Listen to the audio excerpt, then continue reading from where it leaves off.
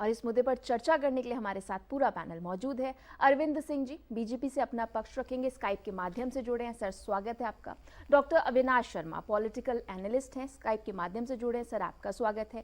गोपाल तिवारी जी राहुल गांधी प्रियंका सेना के प्रवक्ता हैं, कांग्रेस से पक्ष रखेंगे नोएडा स्टूडियो में। सर स्वागत है आपका। इस बीच रुख कर लेते हैं कांग्रेस का। आप किस तरह से देखते हैं, क्योंकि ईडी को लेकर सबसे ज्यादा अगर कोई मुखर है तो वो कांग्रेस है, और कहीं ना कहीं जिस तरह से महाराष्ट्र में हुआ उसके बाद अब बंगाल की तरफ बीजेपी का रुख है, आप किस तरह से देखते हैं इस वक्त की सियासत को? गोपाल जी देखिए, आज देश की स्थिति और भारतीय जनता पार्टी की मंशा बिल्कुल साफ है। आज भारतीय जनता पार्टी विपक्षहीन शासन चाहती है, और इस बात से यह अंदाजा लगाया जा सकता है कि आज देश के लिए ऐसी सोच आने वाले समय में, लोकतंत्र अभी खत्म तो हो ही रहा है, आने वाले समय में कितना खतरनाक हो सकता है। आप पश्चिम बंगाल की बात मैं करूं उससे पहले मैं आपको बताता हूं अभी ईडी का जो खेल यहां पर चला। अब आप बताइए कि अगर कांग्रेस इनसे सवाल पूछती है, महंगाई पे सवाल पूछती है, बेरोजगारी पे सवाल पूछती है, इनसे ये पूछती है कि दनादन महंगाई क्यों बढ़ रही है, इनसे ये पूछती है कि डॉलर के मुकाबले रुपया इतना ज्यादा क्यों गिरता हुआ जा रहा है, इनसे ये पूछती है कि आपने बीमा योजना के अंतर्गत इंश्योरेंस कंपनियों को 40-40 हजार करोड़ रुपए फायदे पहुंचा दिया, आपने किसानों की आय दुगनी करने का वादा किया था, आपने उसका क्या किया? आपने रोजमर्रा की चीजें जो जनता की हैं, खाने पीने की, उस पर लगातार जीएसटी आपने लगा दी, क्यों लगानी पड़ रही है? आपने 2 साल आपने सेना की... सिंपल सा मैं आपको इसका जवाब देती हूँ। जिस तरह से ईडी ने पूछताछ के लिए सोनिया गांधी को बुलाया तो आप सड़कों पर हैं, तो क्या वो सिंपल चीज नहीं थी? जिस तरह से आपको जवाब नहीं मिल रहा है तो आप भी तो जवाब देने में अपना शक्ति प्रदर्शन कर रहे हैं, तो आप उनसे अलग कैसे हुए? नहीं, देखिए मैं स्पष्ट कहता हूं, देखिए जिसने गलत किया है, जिसकी मंशा, वो कौन डिसाइड करेगा गलत सही? कौन कहेगा कि उसने गलत किया? आप देखिए, आप लगातार ये सवाल उठाया गया कि इन्होंने भ्रष्टाचार किया है, इन्होंने गबन किया है, इन्होंने चोरी की है, तो मैं तो स्पष्ट कहता हूं फिर आपने ये ईडी का खेल क्यों रचा? आपने सीधे एफआईआर की होती, उठा करके जेल में डाला होता। इसका मतलब है कि आप एक तरफ ईडी और सीबीआई की जांच करवा रहे हो, उसका डर आप दिखा रहे हो, उसका दुरुपयोग कर रहे हो, और दूसरी तरफ देश की जनता में एक अलग सवाल पैदा कर रहे हो। या तो आप ईडी को जांच करने दो, और ईडी से पूछताछ करने में कांग्रेस ने कम मना किया। ऐसा कोई स्टेटमेंट आप दिखा दीजिए मुझे जहां कभी किसी ने, किसी सीनियर नेता ने यह कहा हो कि हम जांच में जाने से अपने आप को रोक रहे हैं, मना कर रहे हैं हमारे पर। नहीं, लेकिन ये सवाल जबरदस्ती भारतीय जनता पार्टी ने पैदा किया। ये हक कौन देगा कि आप ईडी को मना करेंगे? नहीं, बेशक आप क्या रूल से ऊपर हैं, ये बात कहां से आ जाती है कि ईडी को जवाब देने के लिए मना किया? बात है, हमने कभी ऐसा कहा नहीं, कांग्रेस पार्टी कभी ऐसा नहीं कहकर भी कुछ नहीं होगा, आपको जवाब देना होगा। बेशक हम जवाब दे ही रहे हैं, हम जवाब देने से कभी पीछे नहीं, हम जवाब दे रहे हैं, और यही एक बात है। आप देखिए जिस तरीके से सदन में हमारे सांसदों को गिरफ्तार किया गया, सांसदों का निलंबन किया गया, उनकी गलती क्या थी? हम सरकार से सवाल पूछेंगे तो राजा साहब को दिक्कत हो जाती है, उनको परेशानी हो जाती है, और तुरंत वो आदेश दे देते हैं, भाई साहब इनके खिलाफ ईडी भेजो, इनके खिलाफ सीबीआई भेजो। लेकिन फिर भी मैं ये कहना चाहता हूं, कांग्रेस पार्टी लगातार सवाल पूछती आई है और लगातार सवाल पूछती रहेगी, चाहे ये ईडी भेजे, चाहे ये सीबीआई भेजे, इनका डर नहीं लगता है। गोपाल जी आप अपनी बात रखिए। यही सबसे बड़ी बात है कि इन्होंने अपने मन में ही सोच लिया।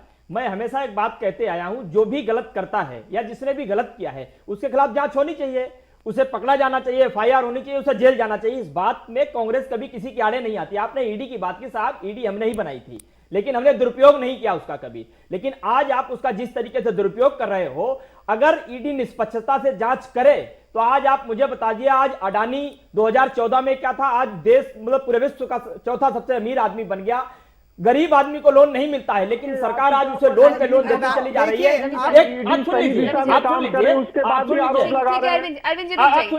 आज बेतहाशा सरकार उसे लोन पे लोन दिए चली जा रही है। आज अगर अडानी देश छोड़ करके चला जाए तो भारत का इकोनॉमिक स्ट्रक्चर पूरी तरीके से गर्त में चला जाएगा। है कि अडानी देश छोड़कर जा रहा है?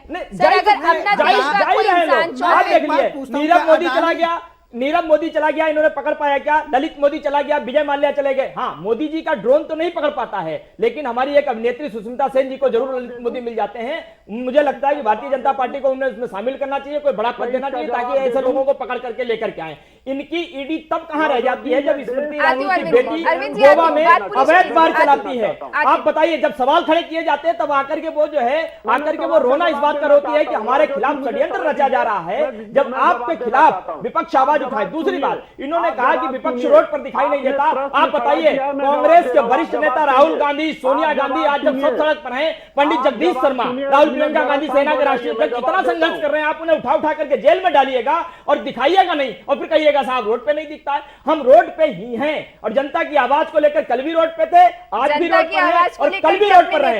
आपके इन ईडी के आतंक से, सीबीआई के आतंक से हम डरने वाले नहीं हैं। रही बात आप जिस तरीके से उठा करके जेल में डालने का डर दिखाते हो, उसके पीछे ईडी भेजते साहब। जेल से हमारा बहुत पुराना नाता है, हम क्रांतिकारी हैं, जेल की सलाखें और हथकड़ी हमारे लिए श्रृंगार है। गोपाल जी, और आप ये कह रहे हैं कि आप संघर्ष कर रहे हैं, संघर्ष किस लिए कर रहे हैं? क्योंकि ईडी ने समन भेजा है। ये किस तरह का संघर्ष है सर? नहीं, ये संघर्ष हम अपने लिए नहीं कर रहे हैं, हमें तो डर ही नहीं, हमने कुछ गलत नहीं किया। डर नहीं है तो शक्ति प्रदर्शन क्यों हो रहा है सर? शक्ति प्रदर्शन सिर्फ इसलिए कर रहे हैं क्योंकि आज देश की जनता की आवाज जो उठा रहा है, उसकी आवाज को दबाया जा रहा है, इसलिए हम संघर्ष कर रहे हैं। हमें अपने लिए डर नहीं है, हमारा सिस्टम बहुत भ्रष्टाचार आप जनता के लिए कर रहे हैं सर। जनता आपको मैंडेट क्यों नहीं दे रही? अगर ऐसा है तो देखिए, आपने गुमराह इतना ज्यादा किया, देश के जहर इतना ज्यादा घोला, आपने धर्मों में बांटा, आपने जातियों में, सब समझ रही है, देश की जनता सब समझ रही है। भाई साहब, गोपाल जी ठीक है, प्रभात जी आप अपनी बात रखिए। देखिए, इन्होंने कहा कि जांच एजेंसियों पर सवाल उठाना गलत है। हम सवाल जांच एजेंसी पर नहीं उठा रहे हैं, लेकिन सरकार के निर्देशानुसार जिस मंशा से टारगेट करके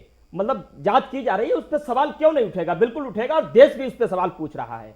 मैं बड़ी जिम्मेदारी के साथ इनसे मैं 4 सवाल पूछना चाहता हूं। सवाल नंबर 1, अगर वहां पर ईडी जांच कर रहे हैं, मैं कहता हूं कि अगर उन्होंने गलत किया है, जांच होनी चाहिए, FIR होनी चाहिए, उन्हें जेल जाना चाहिए, चाहे वो किसी भी पार्टी का हो, चाहे कांग्रेस का हो, चाहे बीजेपी का हो, चाहे टीएमसी का हो। नंबर 1।